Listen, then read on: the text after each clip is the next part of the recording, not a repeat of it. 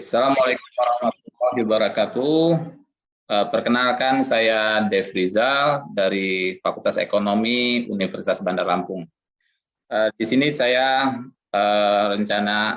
akan menyampaikan rencana penelitian kami terkait dengan implementasi MBKM khususnya di Fakultas Ekonomi dan Bisnis Universitas Bandar Lampung. Baik, di sini tentunya dalam melakukan penelitian saya telah membentuk tim, ya, tim peneliti untuk implementasi daripada program MBKM yang dilakukan di UBL. Nah, ini tim kami, adapun judul penelitiannya adalah model kebijakan dan implementasi program MBKM di tingkat Fakultas Ekonomi dan Bisnis Universitas Bandar Lampung. Nah, adapun latar belakang daripada penelitian ini adalah terkait dengan apa yang telah kami laksanakan atau pelaksanaan program MBKM di Fakultas Ekonomi UBL yang tentunya ke depan perlu kita kembangkan lagi, perlu kita lakukan lebih baik lagi. Nah, kemudian tantangan terkait dengan pelaksanaan MBKM itu juga menjadi latar belakang kenapa kami melakukan penelitian ini, yaitu terkait dengan pentingnya pencapaian pembelajaran kurikulum, kesesuaian capaian pembelajaran kurikulum, tentunya dengan implementasi dan kebijakan yang mendukung implementasi tersebut.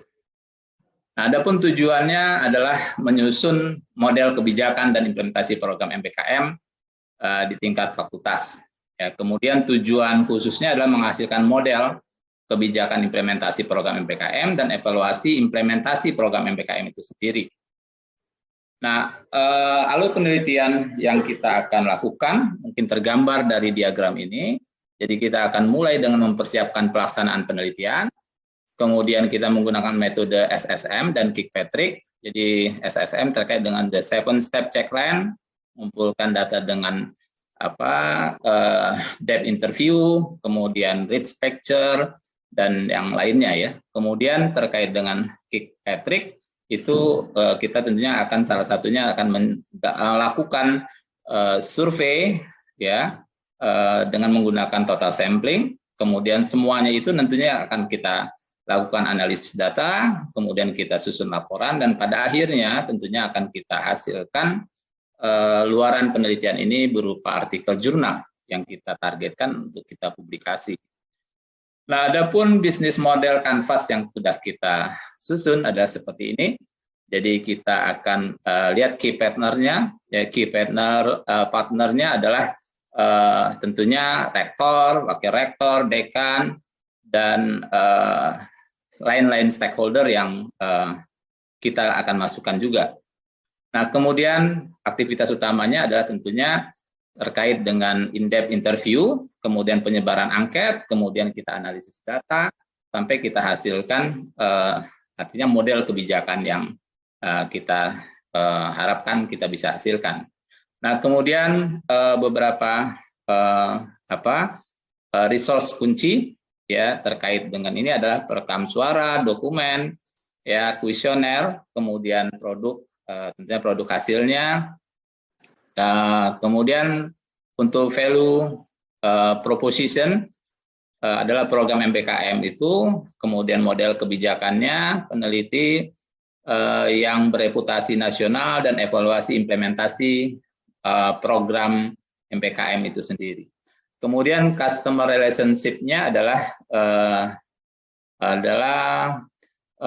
tentunya adalah interview dengan key partnernya ya. Kemudian ada undangan, kemudian media sosial yang kita gunakan, G-form-nya untuk angket, kemudian via channelnya tentunya adalah via internet ya,